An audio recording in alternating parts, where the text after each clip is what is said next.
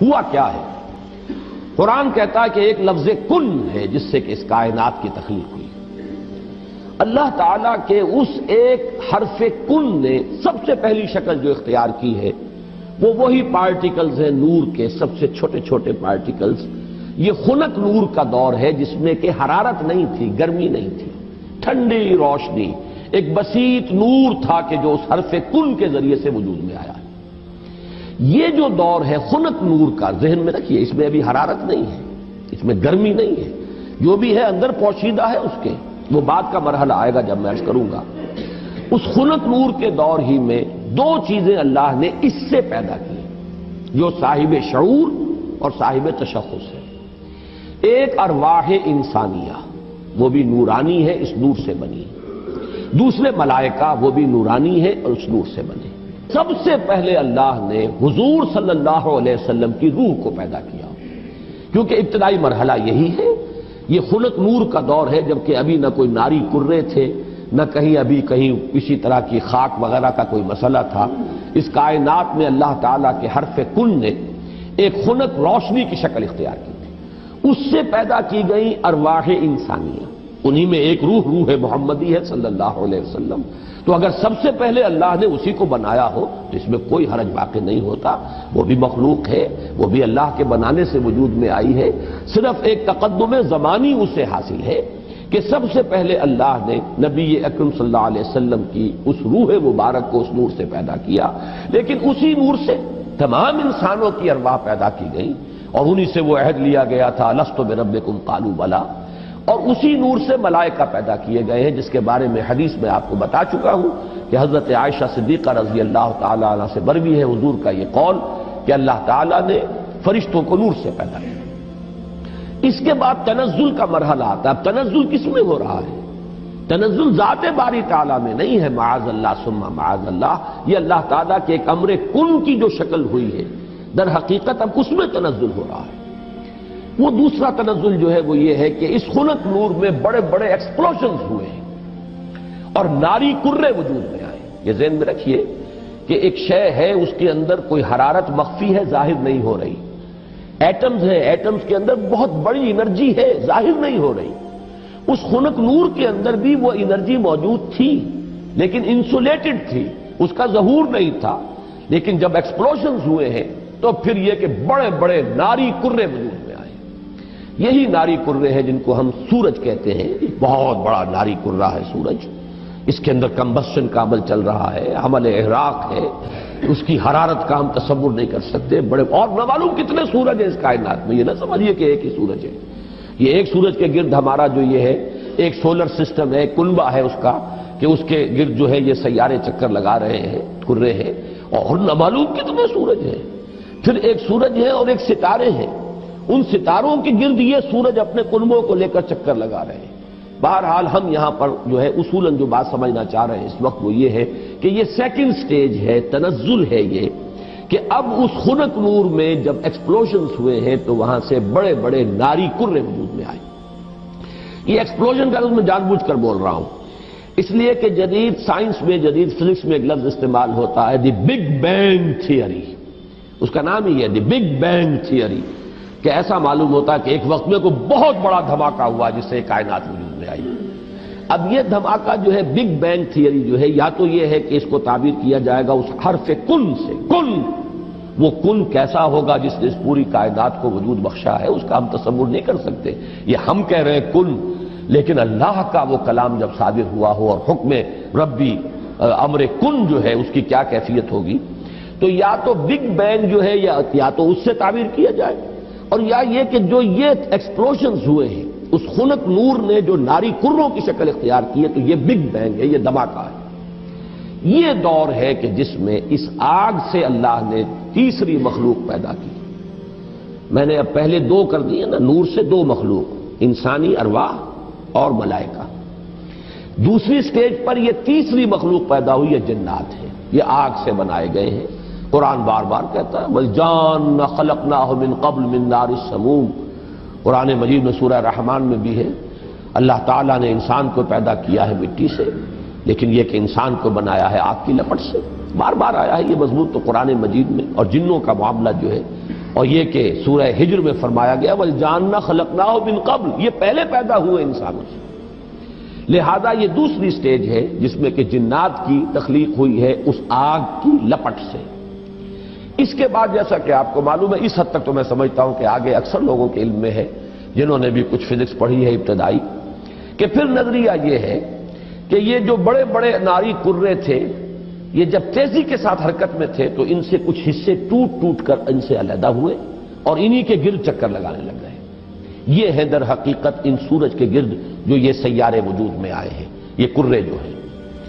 پھر یہ ٹھنڈے ہونے شروع ہوئے اور ان میں جب ٹھنڈا ہوا ہے وہ ناری کرہ تو اوپر جو ہے کرسٹ آیا، راکھ، جیسے انگارے کے اوپر راکھ آ جاتی ہے، راکھ ٹھنڈی ہوتی ہے، اندر انگارہ موجود ہے، ذرا سی راکھ ہٹ جائے اگر اور آپ کی انگلی جو ہے اس انگارے کو ٹچ کر جائے تو جلے گی، لیکن اگر راکھ اوپر ہے تو وہ آپ کو محسوس نہیں ہوگا۔ اور چونکہ ٹھنڈی چیز سکڑتی ہے لہذا اس کے اندر اب دراڑیں پڑی ہیں، کہیں پہاڑ بن گئے کہیں غاریں بن گئی، ساتھ ہی ان کے ٹھنڈے ہونے کی وجہ سے بخارات نکلے ہیں، انہی میں سے نکلے ہیں، انہی کروں میں سے بخارات نکلے ہیں۔ یہ بخارات ہیں جنہوں نے اوپر جا کر وہ جو جسے ہم فضا کہتے ہیں، ایٹماسفیئر، جس کے اندر گیسز ہیں، یہ یہیں سے انہی کروں کے ٹھنڈے ہونے سے وہ بخارات نکلے ہیں۔ جیسے کہ آپ اگر پانی ڈالتے ہیں آگ کے اوپر تو وہ ایک بھاپ بن کے اڑتی ہے، تو خیر یہ تو پانی آپ نے ڈالا ہے، لیکن یہ کہ فضائی وہ جو کرے تھے آگ کے وہ خود ٹھنڈے ہوئے ہیں تو ان میں سے بخارات نکلے ہیں، ان میں سے جو گیسز خارج ہوئی ہیں انہوں نے ایٹماسفیئر بنایا ہے۔ پھر اس ایٹماسفیرک چینجز وہاں ہوئی ہیں کہ اس میں گیسز تھیں، ہائیڈروجن بھی آکسیجن بھی، وہاں پانی بنا ہے، بجلی کے بڑے بڑے جب ہوئے ہیں ان کے اندر تو اس سے پانی بنا ہے، اور پھر دھواں دھار بارش برسی ہے۔ اب جو ہمارے ہاں یہ جو اعداد آتے ہیں لاکھوں برس تک بارش ہی برستی رہی، نتیجہ یہ ہوا کہ جو جگہیں نشیبی تھی ان میں پانی بھر گیا، سمندر وجود میں آ گئے۔ اب جہاں سمندر اور مٹی کا باہمی ربط تھا، یہ جو دلدلی علاقے کہلاتے ہیں، یہاں وہ ان آرگینک کمپاؤنڈز نے آرگینک کمپاؤنڈز کی شکل اختیار کی، یہاں سے حیات ارضی کا آغاز ہوا۔ وہ حیات نباتاتی بھی ہے اور وہ حیات حیواناتی بھی ہے، یہاں سے اس کا آغاز ہوا۔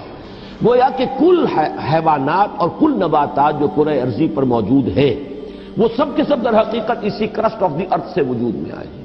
پانی اور اس مٹی کا امتزاج اور دلدل کی شکل اس کا بن جانا، اور وہاں سے ان آرگینک کی بجائے آرگینک کمپاؤنڈز کا وجود میں آنا، اور اس سے حیات کا آغاز، خواہ وہ نباتاتی حیات ہو اور خواہ وہ حیواناتی حیات ہو۔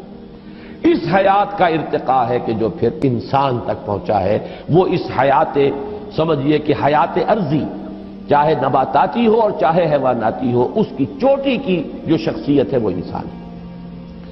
کیونکہ قرآن مجید بھی یہی کہتا ہے، انسان کو مٹی سے بنایا، کہیں کہتا ہے مٹی تراب سے بنایا، کہیں کہتا ہے تین سے بنایا، تین گارے کو کہتے ہیں، گارا جب مٹی کے اندر پانی ملا کے گوندھ دیا جائے تو گارا بنا، کہیں کہتا ہے تین لازب سے بنایا، وہ گارا اگر پڑا رہے تو اس میں چپچپاہٹ پیدا ہو جاتی ہے، خاص طور پر آرگینک اگر آپ اس میں میٹیریل ڈال دیں گے تو جیسے کہ پرانے زمانے میں لیپنے پوتنے کے لیے وہ تغار تیار کیے جاتے تھے تو مٹی جو ہے اس میں توڑی ملا دیتے تھے تاکہ اس کے اندر جو ہے وہ تبخیر کا عمل ہو، اور اس کے نتیجے میں پھر وہاں پر جو ہے وہ لیس پیدا ہوتا ہے تاکہ پھر اگر آپ اس سے پلسٹر کریں گے تو وہ ٹوٹے گا نہیں، کریک نہیں ہوگا، اگر ویسا گارا ہوگا تو اس سے پلسٹر کریں گے تو کریک ہو جائے گا۔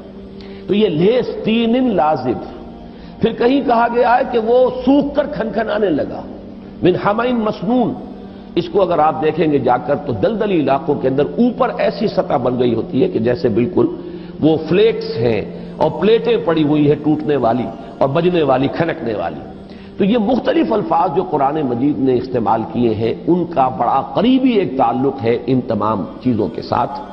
اب یہاں سے جو انسان بنا ہے، اور یہ میں عرض کر چکا ہوں اس سے پہلے سورہ نوح میں بھی چونکہ یہ مضمون آ چکا ہے، واللہ انبتکم من الارض نباتا، اللہ نے تو تمہیں اگایا ہے زمین سے جیسے اگایا جاتا ہے۔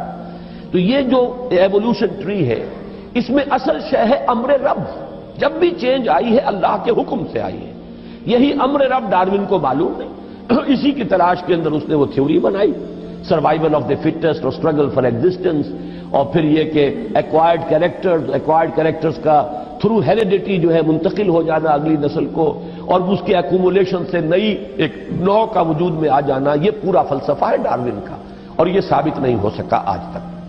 البتہ ارتقاء وہ میں عرض کر چکا ہوں، اس کو تو مسلمانوں نے سب سے پہلے حکماء جو ہے ابن مسکوہ اور مولانا روم سب سے پہلے ارتقاء کی بات کرنے والے تو وہ ہیں۔ لہذا یہ جو عمل ہے اس میں امر رب ہے ہر جگہ پر کہ جس نے کہ کام کیا ہے ایک سے دوسری چینج میں، لیکن نتیجہ کیا ہوا ہے؟ حیوان انسان وجود میں آ گیا۔ یہ انسان نہیں ہے، حیوان انسان ہے۔ انسان تب بنتا ہے جب وہ پہلی سٹیج کی روح اس انسان کے ساتھ، حیوان انسان کے ساتھ لا کر ملائی جاتی ہے، تب انسان وجود میں آیا ہے۔ یہ ہے در حقیقت جو ایک آنکھ بند ہے جدید سائنس کی اور جدید فکر کی اور جدید فلسفے کی، وہ اس سے واقف نہیں، وہ حیوان انسان کو جانتا ہے، ہومو سیپین سے واقف ہے، اس کے ارتقاء کی بحث کر رہا ہے۔ ہمارے نزدیک انسان در حقیقت صرف حیوان نہیں ہے، حیوان انسان ہومو سیپینز اس کا بایولوجیکل نیم آپ رکھ دیجئے، وہ چاہے اس ارتقاء کے عمل سے وجود میں آیا ہو، لیکن وہ روح جو اس میں پھونکی گئی ہے، فَإِذَا سَوَّيْتُهُ وَنَفَخْتُ فِيهِ مِن رُوحِي فَقَعُوا لَهُ سَاجِدِينَ، تو جب میں اس کو پوری طرح تیار کر لوں، نوک پلک سنوار دوں اور اس میں اپنی روح میں سے پھونک دوں تو گر پڑنا اس کے سامنے سجدے میں۔ تو در حقیقت مقام جو ہے انسان کا، اس کی جو عظمت ہے، اس کی جو بلندی ہے، اس کی جو رفعت شان ہے، وہ جو مسجود ملائک بنا ہے، تو اس حیوانی وجود کی بنیاد پر نہیں بلکہ در حقیقت اس روح ربانی کی بنیاد پر جو اس میں پھونکی گئی۔ یہ ہے سارا تھیسس، اس کو اچھی طرح سمجھ لیں، اس میں ساری چیزیں فٹ بیٹھ گئی۔ سائنس کے ساتھ ہر سٹیج پر کوریلیشن ہے۔ نمبر 2، قرآن کے ساتھ کہیں کوئی تصادم نہیں ہے۔ وہ آگ سے بنائے گئے، یہ خاک سے بنائے گئے۔ انسان کا چونکہ یہ ظاہری وجود جو ہے جسمانی، وہ تو خاک سے بنا، مٹی سے بنا، پانی سے بنا، یہی عناصر اربعہ جو ہے اس کے اندر لگائے گئے ہیں۔ البتہ جو انسان کا اصل مقام ہے وہ اس روح کی وجہ سے ہے۔ اب اس کو جان لیجئے کہ چونکہ یہ میں سورہ رحمان کے درس میں تفصیل سے واضح کر چکا ہوں، اس لیے کہ مولانا امین احسن اصلاحی صاحب نے اس مقام پر بڑی زبردست ٹھوکر کھائی ہے۔ ہمارا اجماعی عقیدہ رہا ہے سلف میں کہ جنات پر وحی نہیں ہوتی، جنات میں کوئی نبی نہیں ہوتے، نہ کبھی ہوئے ہیں، اور وہ بھی تابع ہوتے ہیں جو انسانوں میں نبی اور رسول آتے رہے۔ اور ان دونوں مقامات سے بھی ثابت ہو جائے گا۔ یہ میں تو حیران ہوں کہ اصلاحی صاحب نے اتنی بڑی ٹھوکر کیسے کھائی ہے، لیکن بڑا آدمی جب ٹھوکر کھاتا تو بڑی ہی کھاتا، پھر وہ چھوٹی ٹھوکر نہیں ہوتی۔ تو یہ ہمارا اجماعی عقیدہ ہے اور 100% درست ہے۔ اس کی وجہ کیا ہے کہ در حقیقت جن میں روح نہیں ہے، وہ روح وہ تو اس پہلی سٹیج کی شے ہے، جبکہ جنات کی تخلیق سیکنڈ سٹیج پر ہوئی ہے، وہ محض ناری ہے۔ لیکن انسان محض خاکی نہیں ہے، خاکی جمع نوری ہے، اس کے اندر وہ جو روح جو ہے وہ تو نوری ہے۔ آدمی زیادہ طرفہ معجونس از فرشتہ سرشتہ وز حیوان، بڑا پیارا شعر سینکڑوں برس پہلے کہہ گئے شیخ سعدی۔ یہ آدمی زیادہ عجیب معجون مرکب ہے، اس کے اندر دو چیزیں ہیں، حیوان بھی ہے، فرشتہ بھی ہے۔ اب دیکھیں کس قدر صحیح شعر ہے۔ حیوان انسان مٹی سے بنا ہے، وہ حیات ارضی کی ایک شے ہے، ارتقاء یافتہ شکل ہے، لیکن یہ کہ جو وہ اصل روحانی وجود ہے اس کا، وہ فرشتوں کا ہم پلہ ہے، ہم سر ہے، بلکہ فرشتوں سے افضل ہے، اس لیے کہ فرشتوں کو تو ان کے سامنے جھکایا گیا ہے۔ ڈٹے رہے قرآن کے ساتھ، قرآن کے کسی شے کے ساتھ تصادم نہ ہونے پائے۔ اگر کہیں ہو رہا ہے تو ہم یہ کہیں گے کہ قرآن صحیح ہے اور سائنس غلط ہے۔ ہو سکتا ہے کہ ابھی اور سائنس ترقی کرے تو وہ وہاں تک پہنچ سکے جہاں تک کہ ہمیں قرآن پہنچا رہا ہے۔ جیسے میں آسمانوں کے تصور کے بارے میں بار بار کہتا ہوں، جب اتنا ریپیٹڈلی قرآن میں آیا ہے کہ 7 آسمان ہیں، طباقہ ہیں، ایک دوسرے کے اوپر ہے، تو ایسا ہی ہے۔ آج تک ہم نہیں سمجھ سکے، کوئی حرج نہیں۔ آج سے 200 سال پہلے ہم اور بہت سی باتیں نہیں سمجھے تھے، ہمیں ایٹم کا سٹرکچر ہی معلوم نہیں تھا، ہم یہی نہیں سمجھ سکتے تھے کہ کل فی فلک یسبحون کے کیا معنی ہے، کہ ہر شے تیر رہی ہے۔ یہاں تو ثبات ایک تغیر کو ہے زمانے میں، سکون محال ہے قدرت کے کارخانے میں۔ چھوٹے سے چھوٹے ذرے کے اندر بھی آپ دیکھیں گے کہ اس کا ایک نیوکلیس ہے اور اس کے گرد جو ہے الیکٹران جو ہے چکر لگا رہے ہیں۔ کل فی فلک یسبحون، آپ چاہے اجرام سماویہ تک پہنچ جائیں، سورج اور اس کے ان کروں کو لے لیں، تب بھی وہ ہر چیز تیر رہی ہے۔ سورج بھی کھڑا نہیں ہے، سورج بھی تیر رہا ہے۔ کوئی ستارہ اور سٹار ہے جس کے گرد سورج چکر لگا رہا ہے۔ کبھی ہم نے یہ سمجھا کہ سورج کھڑا ہوا ہے، کبھی ہم نے سمجھا سورج چلتا ہے، زمین کھڑی ہوئی ہے۔